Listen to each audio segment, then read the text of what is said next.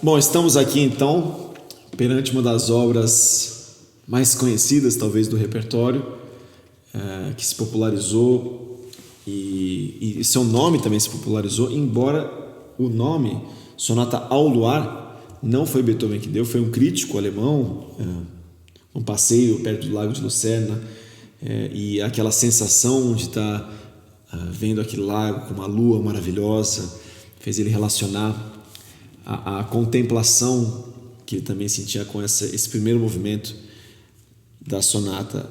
Mas é engraçado porque Beethoven, eu acho, não, pelo que ele deixou escrito e pelo que a gente sabe, eu acho que não era tão contemplativo assim o sentimento que ele queria evocar, porque primeiro que o que a gente entende que esse tema tem uma anotação na própria partitura do manuscrito de Beethoven que traz esse tema de uma passagem da ópera Don Giovanni, quando o Commendatore é morto, enfim, e justamente surge esse tema, né? Acho que mas é um tema trágico, fúnebre, solene. E outra coisa, Beethoven escreve Adagio sostenuto, só que, ou seja, um tempo lento, obviamente, arrastado, digamos, né? Mesmo assim, ele sugere esse tempo, ele escreve esse tempo em 2. Tá? Então, se a gente pensar que como a gente muitas vezes ouve, tempo, tempo, tempo. Eu não vou, obviamente, tentar deduzir o que é o tempo certo ou errado. A gente sabe que é Adagio sostenuto. Isso pode variar, obviamente, de dia, até de lugar que a gente toca, né, do sentimento que a gente quer evocar, mas o que a gente sabe é que o Adagio seria um tempo lento, o sostenuto também sustenta isso, né? Um tempo espaçado, sem pressa, para ir para frente, segurando quase que, e que o tempo é em 2, não em 4. Então, se a gente pensar que é um tempo, 2, 3, 4, como muitas vezes a gente ouve, ou tende a ver, mas como ele escreve em 2, então teoricamente a cada tempo tem duas figuras de arpejo.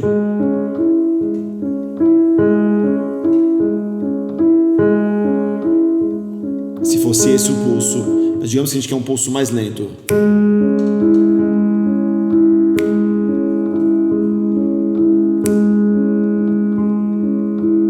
Que para mim já é Adagio sostenuto isso. Isso que eu estou fazendo, né? Que seria o pulso. Então, para mim, isso aqui já é Adagio sostenuto, porque Adagio justamente não é lento, não é grave. A grave não é lento. Então, teoricamente, é mais lento que andante, obviamente, e é sostenuto. Então, mas mais que isso, eu já imaginaria um lento, um grave. Então, a gente entra aí em alguns conflitos, né? Que a gente está tão acostumado a ouvir dessa maneira. Mas eu prefiro arriscar e experimentar, ver como seria se o Adagio sostenuto justamente fosse isso. E 2. 2. 2.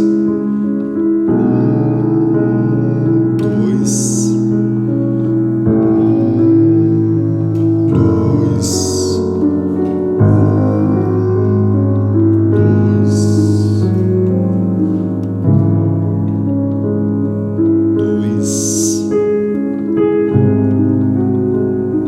E coloca em pianíssimo a entrada. E eu sei que a gente gosta de...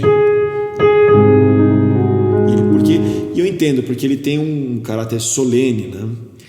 Mas não vou entrar nesse mérito. Eu encaro ainda mais aveludado, mais íntimo. Mas agora, mais interessante ainda, ele também coloca, e por isso que eu digo que é quase que um filme de terror assim, que ele está trazendo. Ele coloca para a gente não tirar, a gente não abafar esses abafadores, que com o pedal direito, sustentação, a gente tira os abafadores. Ele fala para tocar assim, pelo movimento inteiro, né? Sempre com o pedal abaixado. Então,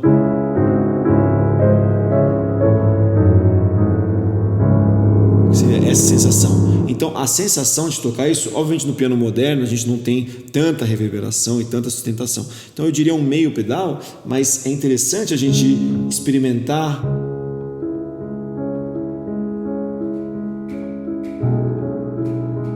deixando o pedal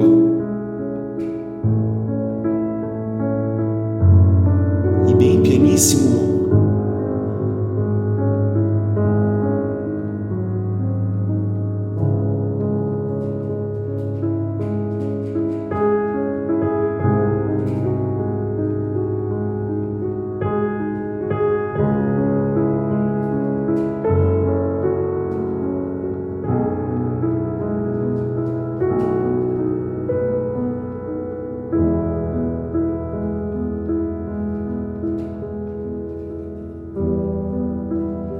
Então a gente tem as misturas, mas com o sostenuto e com o pianíssimo, elas acontecem de maneira mais tênue, mas essa mistura vai criando uma massa sonora que incomoda, obviamente, mas eu fico pensando o que seria para a época, Beethoven escrever assim. Obviamente que era um choque, né? Ainda mais começar uma sonata pianíssimo, criando uma ambiência assim, né? E evocando um tema solene, mas com toda essa calma e ao mesmo tempo toda essa tensão que o som que vem atrás como uma sombra, né, que vai perseguindo, né, o canto. Então não é uma sonata óbvia ainda, a gente pode revisitar ela de tantas maneiras e se atentando justamente a coisas que estão escritas aqui. Então essa é a minha principal sugestão. A outra também é tentar isolar esse canto, como seria tocar ela sem acompanhamento, assim como no segundo movimento da sonata patética, como eu falei, mas não pensem no acompanhamento. Se a gente começar a pensar que esse é o tema, a gente começa a achar que é o tempo em 4 em primeiro lugar, a gente começa a focar muito no primeiro tempo, sendo que é muito mais o acompanhamento, ele colore, né? Então a gente deveria tentar tirar a sensação de que ele está marcando alguma coisa. A marcação é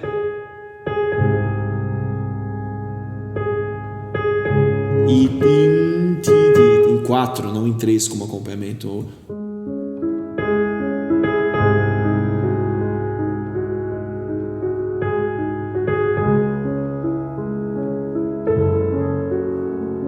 E o pedal segurando.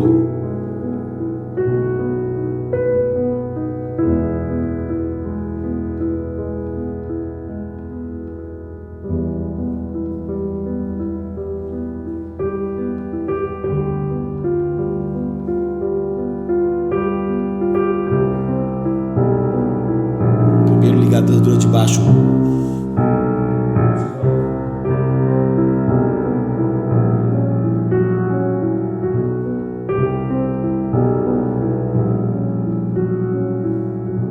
E nessas ligaduras, minha recomendação também é não parem o tempo. Então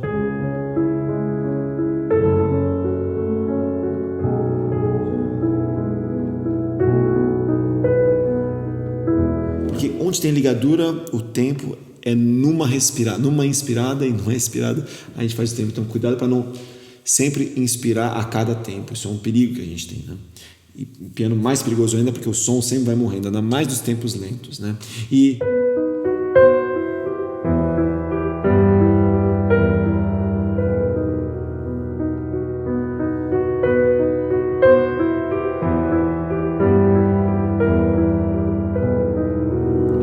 esse som misturado, mas eu sei que incomoda, mas experimentem e tentem ver onde que pode, às vezes, talvez aliviar um pouquinho, mas onde que ele incomoda o suficiente para a gente sentir essa massa sonora, né? Isso perdura o movimento inteiro. E onde ele escreve crescendo, perdão,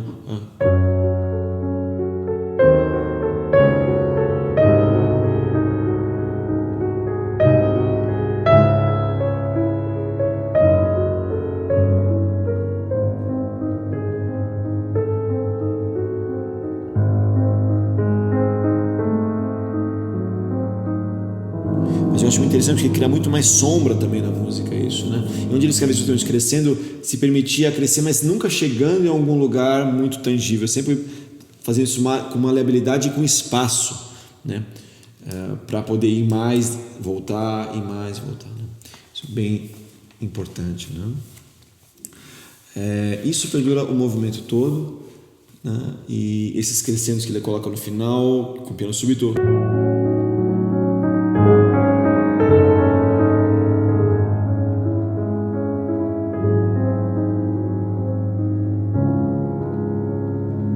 Com tudo misturando.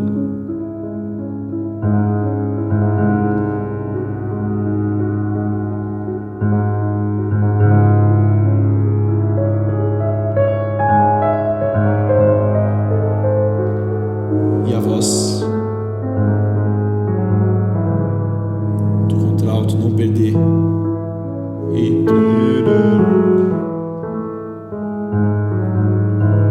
junto com o tenor crescendo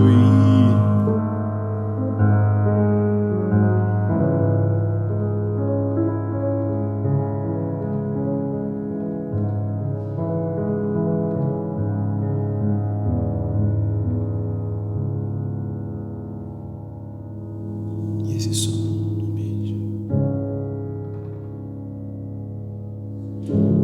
Eu coloco uma oitava abaixo, sinceramente, eu sabendo também que Beethoven explorava tanto extremidades e queria o piano maior. Algumas notas, quando eu sinto que ele quer o mais grave, ou ele quer mais, eu me permito às vezes ir um pouco mais baixo, na oitava de baixo, quando eu tenho justamente uma busca, um efeito que tem a ver com o timbre, né, tem a ver com essa textura.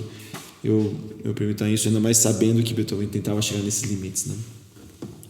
Isso no primeiro movimento, o mais importante é então criar esse clima, né? E esses fatores que eu falei de cara, né, que a gente vê escritos, importante levar eles para experimentar. E é um processo, obviamente, né? Ainda mais que a gente está tão acostumado a ver isso de uma maneira, né, já tradicional, digamos assim. E o segundo movimento é muito interessante porque ele pega uma dança, assim seria talvez um minueto, ou enfim, mas ele pega uma dança e, obviamente, agora já, né, Opus 27, número 2, a sonata justamente chama Sonata Quase uma Fantasia, né? Ele não deu o nome de Aluar, como eu falei no começo, mas ele aqui, já pós virada de século, né? Essa sonata é justamente de um Opus, acho que a primeira sonata pós virada de século é Opus 26, aqui é Opus 27. Então aqui é a nova fase de Beethoven, né? A fase heróica, a segunda fase, em que ele já abraça muito mais essa nova tendência, esse novo estilo revolucionário. E aqui uma dança que seria uma dança aristocrática, de cara, ela quando repete, ela já tem o tempo deslocado. Isso é muito importante em Beethoven, porque essa Revolução Francesa que acontece na música com Beethoven, principalmente, e depois com todos que seguem, mas ela justamente ia contra o que era a classe aristocrática, digamos assim, né? Então Beethoven, por mais que ele recebia apoio de aristocratas, de nobres, mas ele tinha essa visão que encarava a aristocracia como um mundo antigo, um mundo, né, desgastado já. Então uma dança, que é uma dança de corte, que é muito comum a gente ouvir em movimentos de sonatas intermediários, ele traz já com um caráter muito mais jocoso, né? O que ele antes fazia minueto trio, no começo vira scherzo trio, né? Então já uma chacota também que ele coloca musical. E a gente tem mais esse lindo quarteto de cordas que fala, responde, cria, e é muito importante ver justamente as articulações expressivas que ele traz, né, nesses gestos, de ligadura e numa frase só, e staccato e. Só que aqui é o i, já a resposta numa frase só também. Então circular,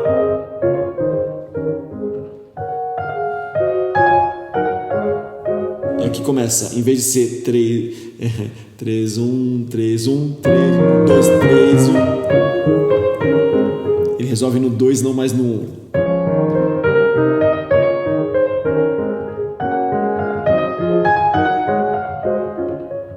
Para quebrar as pernas de quem tentasse dançar.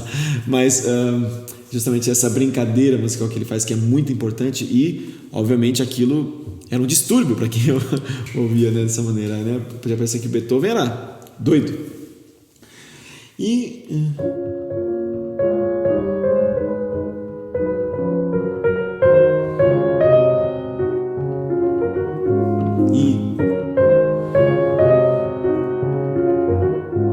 lembrando que tem uma ligadura nessa frase. Então, onde tiver ligadura de frase, não deixar o tempo morrer. E toda vez que aparece dois, sempre expressivo.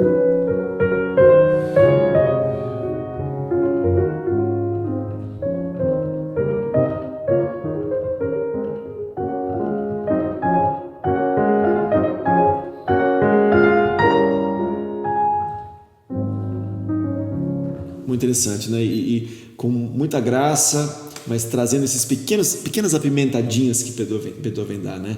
E gestos expressivos que se encaixam, harmonicamente surpreendentes. E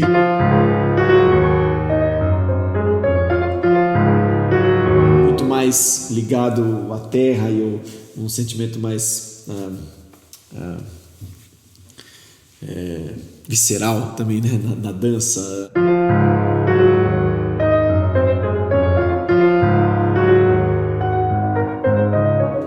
E a mesma coisa voltando ao outro.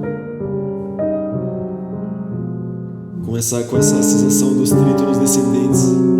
Mas forte piano.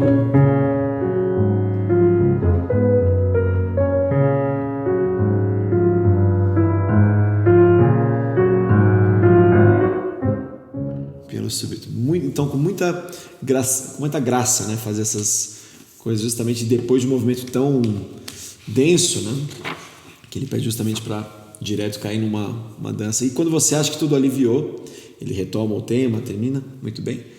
E ele traz uns movimentos mais turbulentos, né, esse terceiro movimento, que é um presto agitado, um presto óbvio. E aqui força de resistência no baixo. E aqui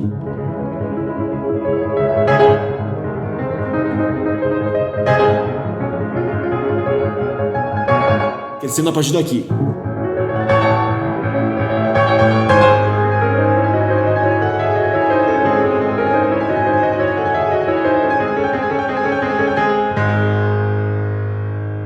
Então, muito, obviamente, muito eletrizante, né? E a força necessária do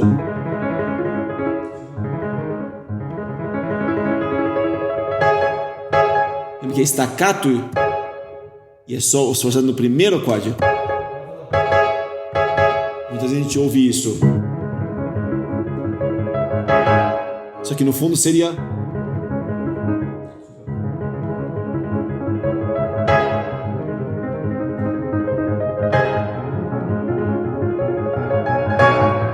que é diferente, porque ele dá o susto e tira em seguida. Então, você tem mais efeito. Aqui você abre. Quando você abre demais fazendo os dois,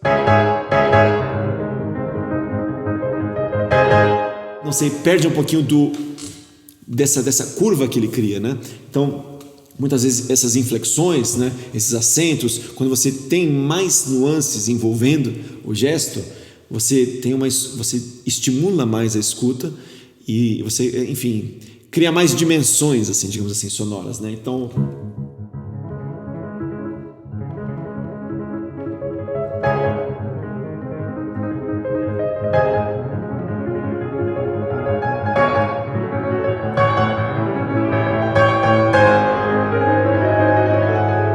é muito difícil colar fazer bem consistente. Então, sempre estudar por posição, mas tomar cuidado para não rolar.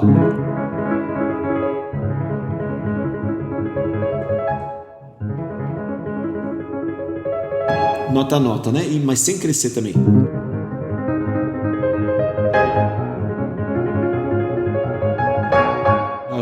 E aos poucos crescer depois, né?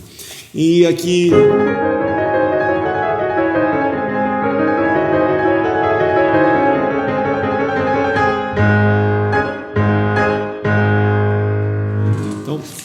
muito eletrizante aqui, muito estável, a música tem aquele fogo que não pode queimar, mas que está lá ardendo, aquela chama do carvão em brasa, né? Não um fogaréu, mas que é cheia de, no pianinho, mas já é cheia de força, né?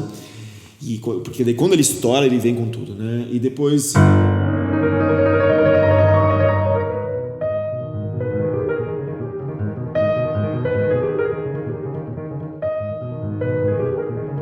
finalmente um canto, né? Só que ao mesmo tempo, essa chama ardendo, né?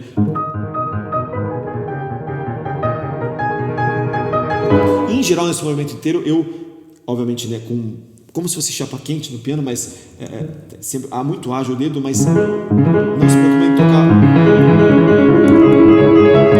Eu não penso muito nesse tipo de toque, eu sei que é muito comum.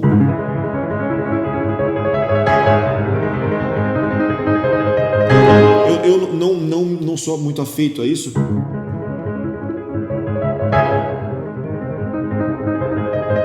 Para mim é mais evocativo e traz mais elementos sonoros interessantes, né? Me dá mais espaço para crescer quando eu quero.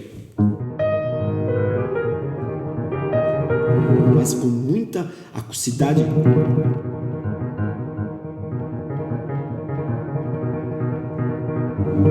Mas com esse ar também na mão. Cuidado para não... já muito molho. Então, uma diferença muito grande nas semicolcheias de Beethoven, assim como na patética, mas é a gente fazer com um certo... a gente toca as semicolcheias, só que a gente não sente esse trêmulo, esse calor, esse fogo, né, que vem junto, né, esse movimento, né, que tem muito mais a ver com um efeito sonoro.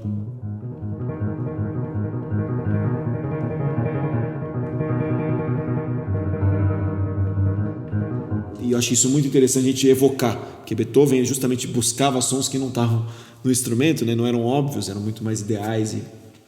Enfim, essa força de elementos sonoros, ela tem que ser sempre explorada muito mais a fundo do que o óbvio de um instrumento, né? Isso é muito importante a gente sempre notar, muito importante, né? E aqui a gente tem num segundo, seguindo aqui no tema, esse...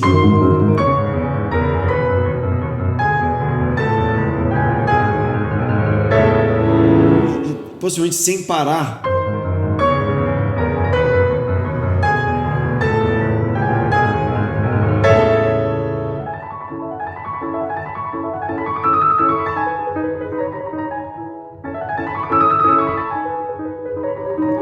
E daí piano súbito, né? E novamente, não precisa crescer tudo. Não precisa chegar lá.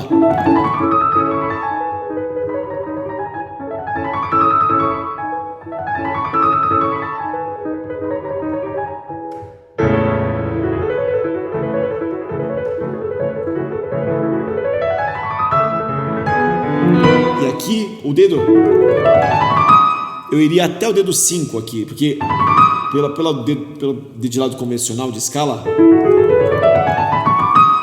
a gente colocaria o primeiro dedo no Ré. Eu acho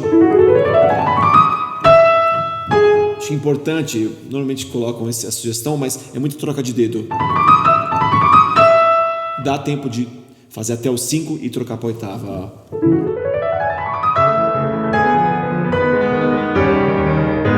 E aqui piano em todas as vozes, cuidado para não ficar.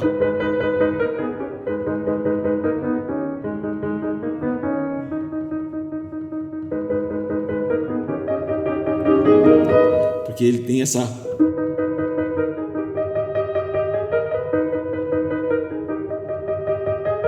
então é como se fosse uma voz sempre trocando. E aí embaixo...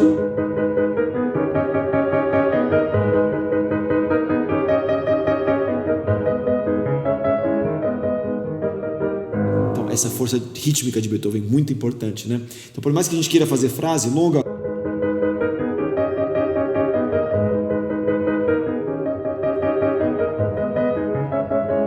ao mesmo tempo tem uma contenção.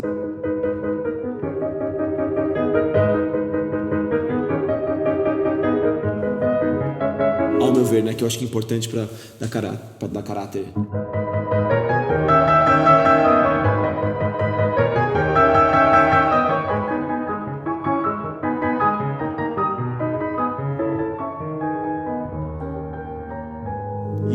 aquecendo na última.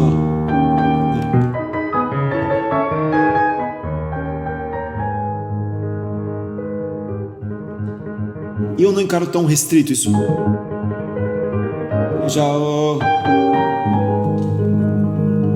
Para mim, isso é ambiência.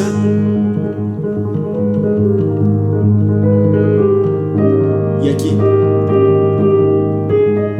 Então, aqui o Mi, que está na segunda, eu encaro muito como acompanhamento, não como a voz principal, muito mais.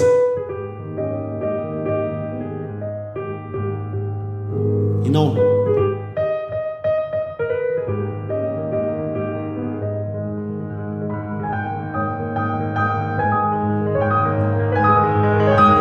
Enfim, e daí ela vai surgindo. E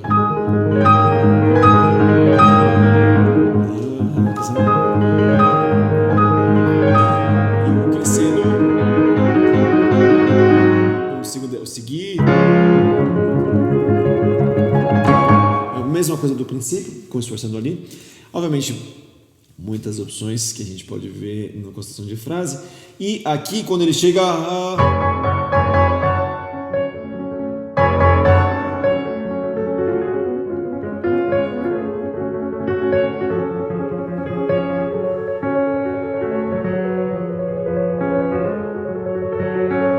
Aqui muitas vezes a gente pode se guiar justamente pelas semicolcheias, mas eu imagino muito mais que o canto guia, porque existem algumas surpresas aqui.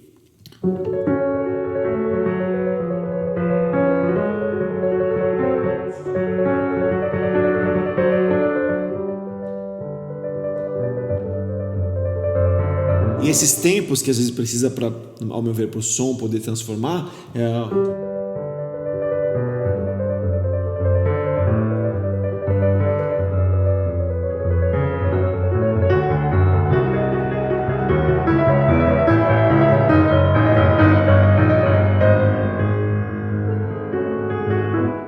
o acompanhamento que tem que se adaptar à melodia e não o contrário. E eu acho que isso é importante sempre a gente notar. Quando a gente está sendo guiado pelo acompanhamento ou pela melodia, né? O que está encaixando no que. Né? Então,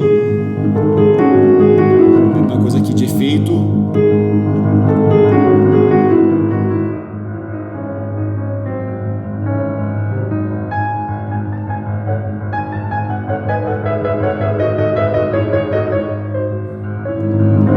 Pelo súbito.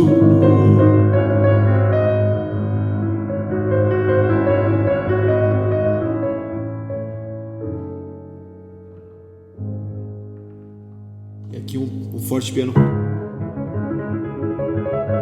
Que eu acho importante, né? Que ele coloca. Não, simplesmente. Mesma coisa do começo. Então, e ele repete igual até chegar na corda. Então, esses elementos que exigem bastante contenção, força de resistência, também articulação, obviamente precisam. Mas eu evocaria sim nesse movimento justamente não para soar tudo forte do começo ao fim e tudo como, né, com uma métrica muito bem ajeitada, mas a força de caráter, de expressão, que não necessariamente é estável, eu acho que a gente consegue alcançar justamente buscando esses toques que não necessariamente são tão profundos, né?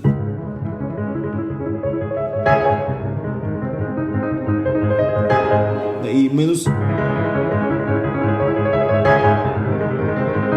gente está mais acostumado a ouvir, mas isso obviamente é uma opinião totalmente pessoal, né? E aqui chegando na coda, o que eu entendo bastante, pelo menos ao meu ver, é que toda essa parte, antes disso obviamente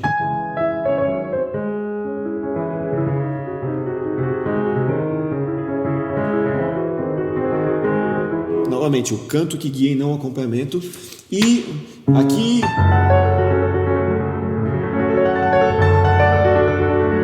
muito mais como uma cadência, eu imagino. Então, por mais que esteja escrito em tercinas, vai ser.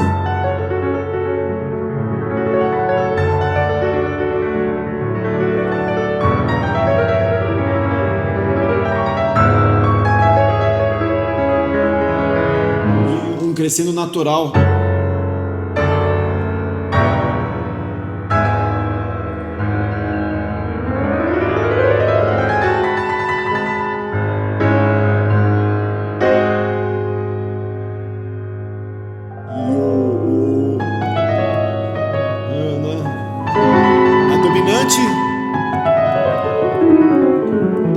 todo esse floreio.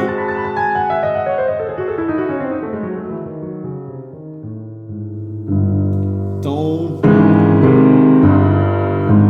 e finalmente, até aqui sem parar. Então, toda essa cadência não pode, ao meu ver, parar demais para a gente conectar uma coisa na outra. Criar esses pilares, mas sempre conectando. Então, às vezes até começar não tão forte.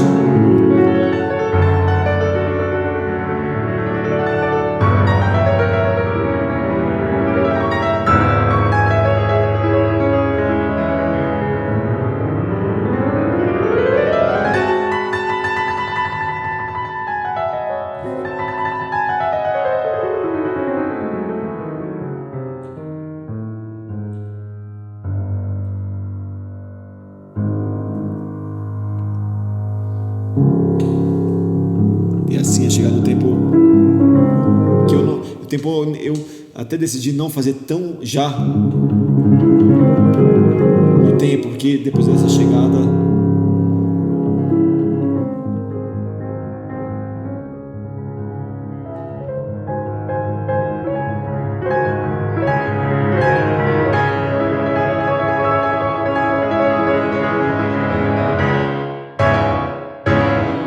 isso, e aqui com bastante drive, com muito fogo, obviamente, mas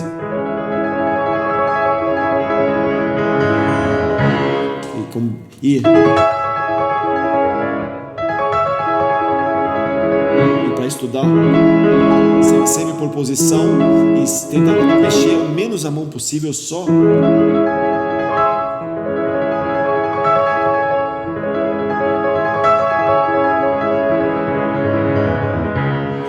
com clareza, mas muito mais criando a massa sonora, né?